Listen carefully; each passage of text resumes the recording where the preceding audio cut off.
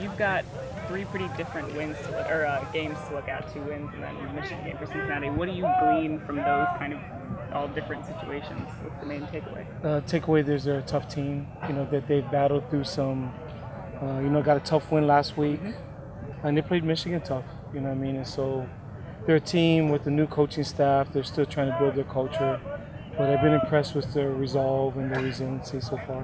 When you do have only those three games at the beginning of the season under a new coach, do you guys focus more on yourselves then during the bye week, especially when you have a little bit more time to evaluate how things have been? Well, it's just because of the nature of what I felt like we needed, that we need to, recover a little bit last week and focus on ourselves. But we got, all of our arrows pointed towards Cincinnati right now. This is going to be a tough game, good football team, and all of our focus is on them right now. Fickell played you when he was at Ohio State. In fact, he was the co-defensive coordinator the last time you played Ohio State. Do you sense that? Do you watch what he did at Ohio State against you? Do you think that could come back? Yeah, and both times he was there. When we played them. Right. But also they got other guys on their staff. Right. Coach Tenuta played Georgia Tech. Right. Many years. Coach Martinez, they was at Georgia. Right. And so we just look at some of the things that those guys have done over the past. But, you got some really good defensive minds. Obviously, they got their coordinator there. Well, what are they going to do? I don't know. So you get ready for all of it. But we've been doing this for so long that nothing surprises us anymore. We were wrong the first two games how people were going to line up. And we just get to the game and throw out your game plan and start from scratch. But like I said, our staff's been together for so long. We've been running this offense for so long. We just go to the game and see what people are doing. Just kind of go from there. Right. Offensively, it looks like they're a little more conservative. Under Tuberville, they threw it around quite a bit. I heard Coach Fickell saying that they want Hayden Moore to manage the game. It looks like they want to run the ball. Is that what you're seeing? A little more conservative game plan out of Cincy? Well, they're trying to be a physical running team. But the quarterback's got a really strong arm, can throw any ball. They're still trying to get their identity in offense, just like how we are. Mm-hmm. So, we're not underestimating them offensively at all. They're going to be a tough challenge for us. It was a tough game for them versus Michigan, but Michigan's one of the best defenses in the country. Coach, yesterday on the call you mentioned that you're going to have to see a lot of improvement from the Tulane game to this week. What specifically on offense, I guess you said you were looking for identity, are you looking for coming up? It's real simple ball security. We're normally in the top 10 in ball security every year. It's something we pride ourselves in, and we're in the hundreds in turnover margin, and that can't happen. We're very, very fortunate to be 2-0 right now, but the way we've taken care of the ball can't happen. It's always been our MO, be the least penalized team in the country, take care of the ball better than anybody in the country. If anybody's going to beat us, they're going to beat us, but we're not going to beat ourselves. And we just feel like we've been very fortunate with the turnovers that we've had. So it's been a big emphasis in the offseason to make sure we take care of that. How do you work on something like that in practice? Is it just going back to the basics and literally saying, make sure when you're catching the ball, you're doing all that? Yeah, and I don't know if any team in the country emphasizes more than we do. We go back to the basics. We're looking at different things, the way guys carry the ball, if there's some things fundamentally that they can do to improve that in their ball security. So we look at everything. We got to be really detailed in that department because, like I said, the game is about the ball. And so nothing gets you beat quicker than turning the ball over. And, we tried our best in this off week to try to remedy our issues that we've had. I know you said all cylinders are firing at Cincinnati, but when you have a bye week in week 3 the way you guys did, is there any room for preparation, kind of getting ahead of yourself with the 5 games that you have coming up, or is it just rest? No, our big thing that we did is try to get some recovery, and we had practices too, but gave them the weekend off to try to get their legs back. We had, our game against FAU lasted 6 days, and Tulane was a really physical game. So what we try to do is just try to recover for those 2 games, knowing that we got a tough stretch coming up of 5 games, but all of our focus is only on this game with Cincinnati. And, watching them play, just been really impressed with just how physical they are. So, we just got to get ready for a physical game. You were talking about the ball security. I saw the replays. Would it be fair to say that on Zach's, he wasn't doing what you taught with the high and tight? Because I think both of his were poked out, right, which should not happen? No, I think he's had the ball high and tight. We just kind of maybe looked at the way the front tip of his ball is. He's been kind of palming it. So we just have been looking at the detail of just trying to split the tip so he can get the more pressures in your finger, more of the pressure in your fingers.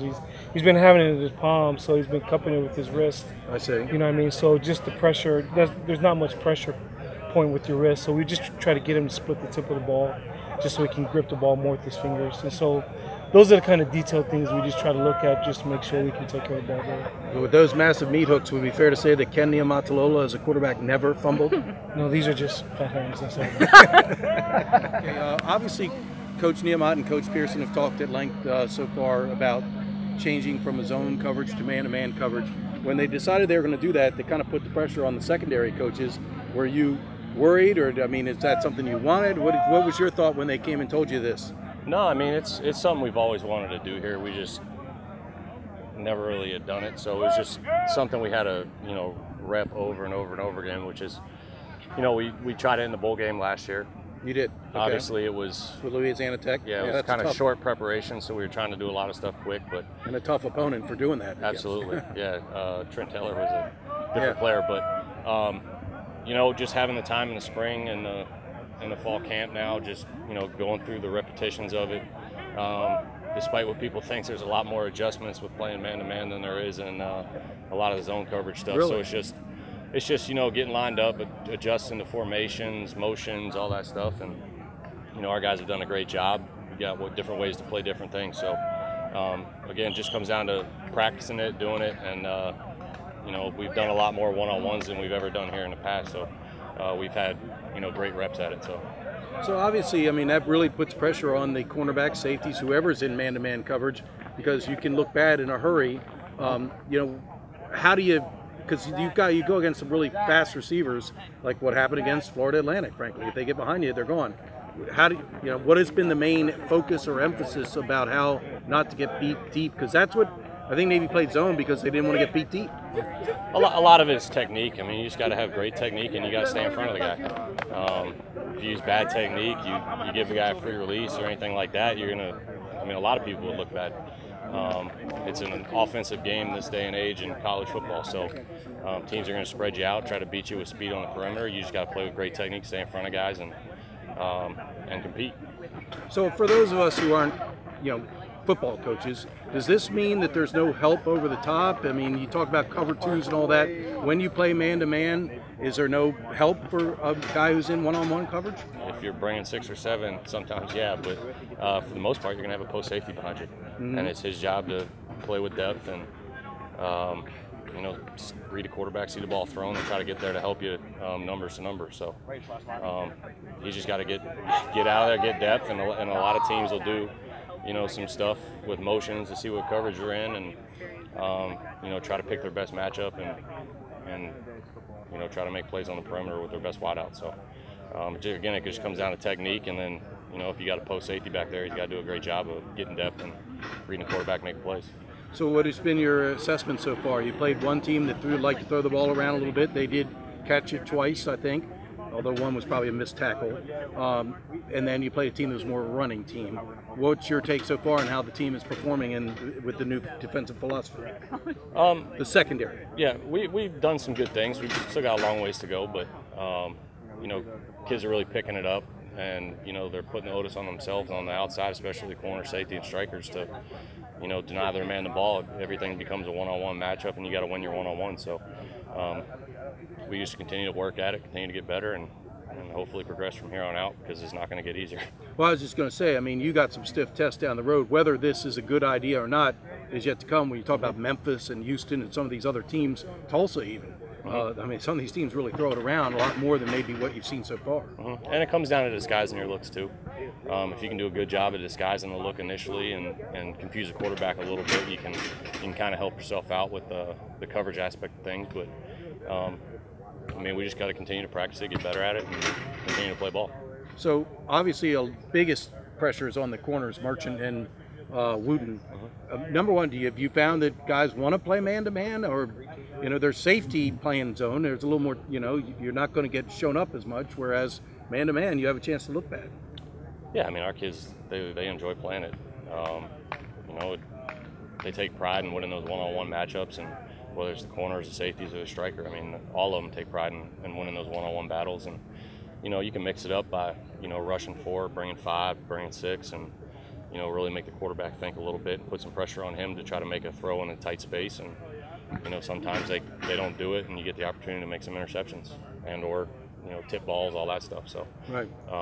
Hopefully, again, we can mix up the look and try to put the quarterback in a bad spot and make him make a bad throw. Well, we're here with Elijah Merchant, Navy cornerback. I mean, there's been a new defensive philosophy implemented this year. Coach Pearson and Coach Nehemiah have talked about it, playing a little more man-to-man than what Navy's done in the past.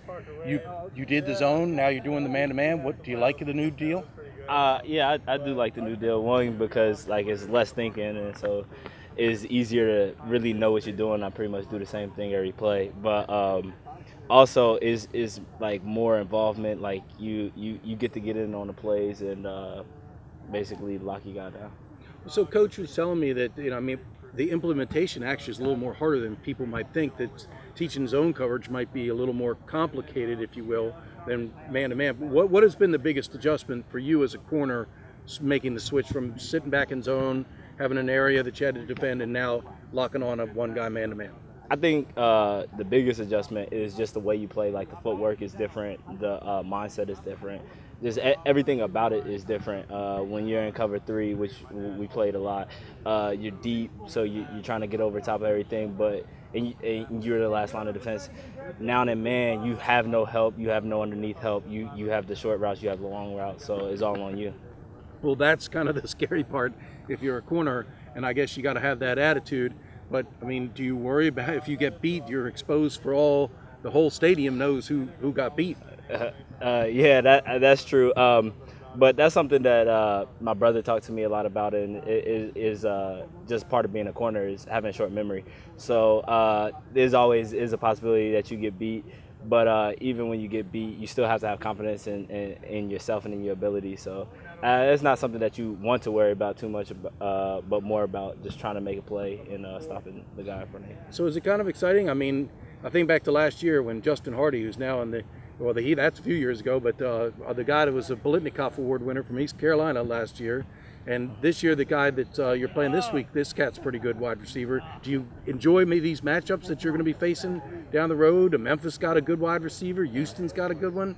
Yeah, it's definitely fun, and we play against a lot of athletic guys in this conference. It's a big passing league, so you're going against big-name guys that's going to the NFL each week. So, it's a challenge, and I like challenges, so, definitely not too scary or anything like that. Still approach it the same way I approach every game, but it's exciting. Yeah, Zay Jones was the guy I was thinking about from East Carolina, by the way, who's in the NFL doing well. Yeah. All right, so all in all, though, it's not that huge of an adjustment? It's a difference, but I think we practice so much that we don't even know the difference anymore. So it's just kind of part of us now. All right, great. Thanks, Elijah. All right, Daniel, last year you played alongside Micah Thomas. You've helped mentor him. He mentioned you when I interviewed him last week about how much you've helped him. But what can you say about this kid? He's one of the better-looking inside linebackers Navy's had, huh? Yeah, I'd say he's everything I wanted to be as an inside linebacker. He's fast, he's quick, he's big, he's tough, he's intelligent. When he's out there, he's the leader of that defense. I had heard that an NFL scout came here, looked at him, and said, "Man, this guy could play fullback." He's really athletic for that size. When you don't see that body, you don't think he can move the way he does. But he runs sideline to sideline. Yeah, no, he moves really well. He's got ham hocks for legs. So yeah, he does. I think that's what carries him. But yeah, he moves really well. He's quick. He carries his feet well. What can you say about him as a person? He seems kind of low-key. When I've interviewed him before, he seems real serious. But I have heard from Coach Johns that he has a bit of a sense of humor. How would you describe Micah, personality-wise? He's a goofy guy. He's a goofy guy. That does not come across. Yeah, he seems so serious. I think his seriousness is his goofy part. Okay. He thinks he's serious sometimes. It comes off a little goofy, and it's kind of funny. But no, he's a great guy. He's a great friend to have. You love being around him. You love just hanging out with him, spending time with him. All right, thanks, Dan.